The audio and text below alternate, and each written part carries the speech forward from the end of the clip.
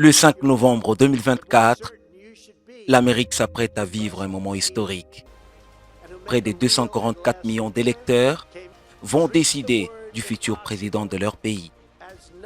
Ces scrutins complexes et uniques s'organisent dans les cadres d'un système de suffrage indirect.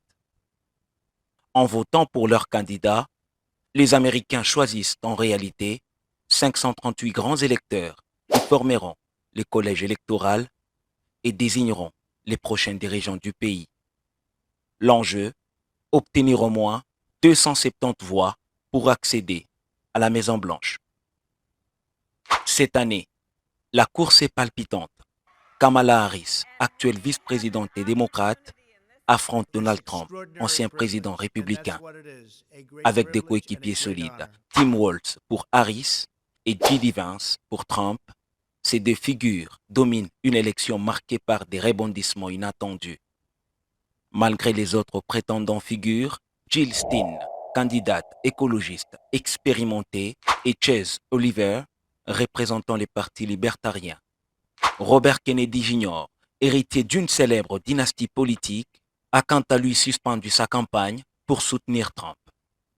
Les scrutins américains se distinguent par sa décentralisation.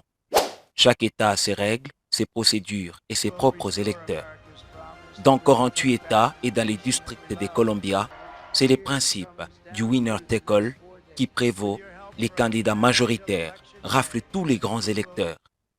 Dans le Maine et le Nebraska, une dose déproportionnelle permet une répartition plus nuancée. Au fil des années, les changements démographiques ont redessiné la carte électorale. Le Texas, par exemple, gagne 2 voix supplémentaires, tandis que 2 États comme la Californie et New York en perdent. La mécanique du vote est souple. Bien avant le 5 novembre, les électeurs peuvent voter par anticipation ou par correspondance. Le nombre de bulletins par correspondance a explosé en 2020, alimentant les débats autour de la fraude électorale, malgré des preuves infâmes de tricherie. Le soir de l'élection, les dépouillements commencent dès la fermeture des bureaux, mais les résultats définitifs se font parfois attendre.